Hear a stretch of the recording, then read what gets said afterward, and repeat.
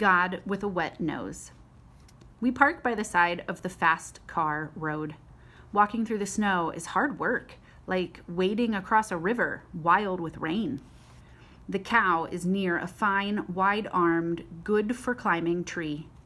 To say the truth of it, she is not the most beautiful of cows. Her belly sags, and her coat is scarred, and her face tells me she remembers sweeter days. My father would not have stood for such a weary old woman in his herd, and yet to see her here in this strange land makes my eyes glad.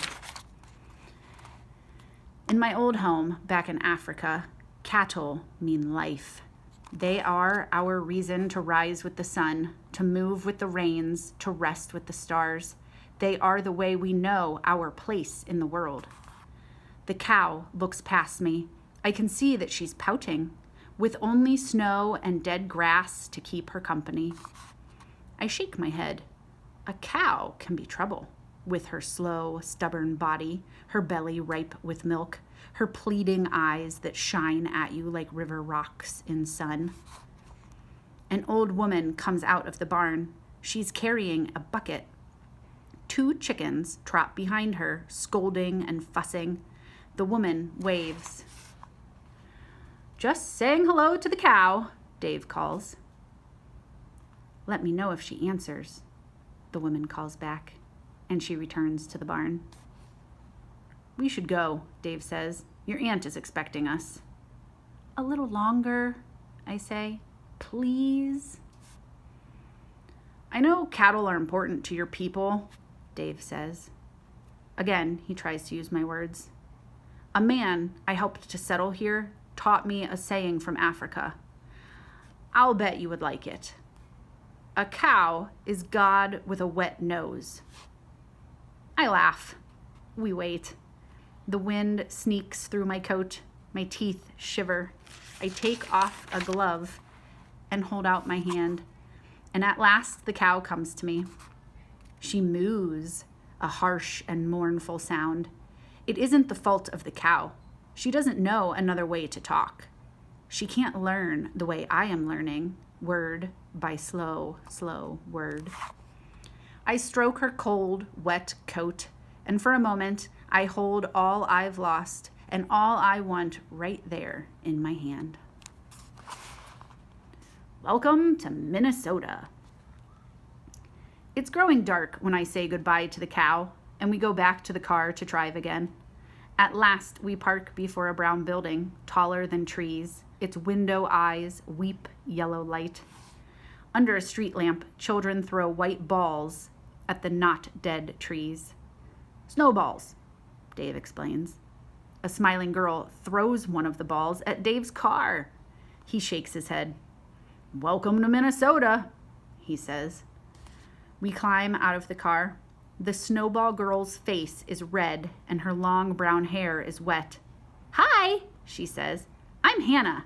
You the new kid?" I'm not sure of the answer, so I make my shoulders go up and down. "Catch," she says, and she throws a cold white ball to me. It falls apart in my hands. I follow Dave across the noisy snow. 2 times I slip and fall. 2 times I rise, pants wet, knees burning. "Take it slow, buddy," Dave says. Tears trace my cheeks like tiny knives. I look away so Dave will not see my shame. How can I trust a place where even the ground plays tricks? Inside, we climb up many stairs. We walk down a long hall, passing door after door. Dave knocks on one of them, and behind it, I hear the muffled voices of my past. Much time has come and gone, but still I know the worn, gray voice of my mother's sister, Nyatal. I hear another voice too, the sound of a young man, a strong man. The door opens, and my old life is waiting on the other side. Family. I'm hugged and kissed, and there is much welcoming from my aunt. She's rounder than I remember, with a moon face to match. her black eyes set deep. My cousin, Ganwar, shakes my hand. I have learned about shaking hands. At the camp, they taught us how. Be firm, but do not squeeze too hard. Still, when Ganwar grasps my hand, we are like two calves in the clouds, pretending we know how to fly. The man's voice belongs to Ganwar, and he has my father's height now, though Ganwar is thin and reedy, where my father was sturdy with strength. His eyes are wary and smart, always taking the measure of a person. 6 long scars line his forehead, the marks of manhood I watched Ganwar and my brother receive in our village ceremony.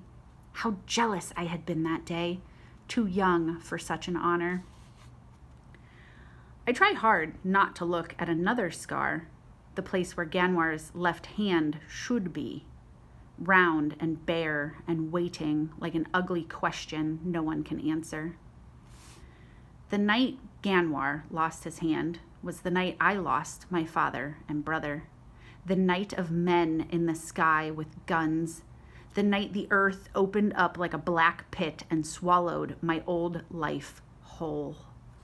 My aunt holds my face in her hands, and I see that she's crying. I know her to be a woman of many sorrows, carved down to a sharp stone by her luckless life. She isn't like my mother, whose laughter is like bubbling water from a deep spring. I look into her eyes, and then my tears come hard and fast. Not for her, not for my cousin, not even for myself, but because when I look there, I see my mother's eyes looking back at me.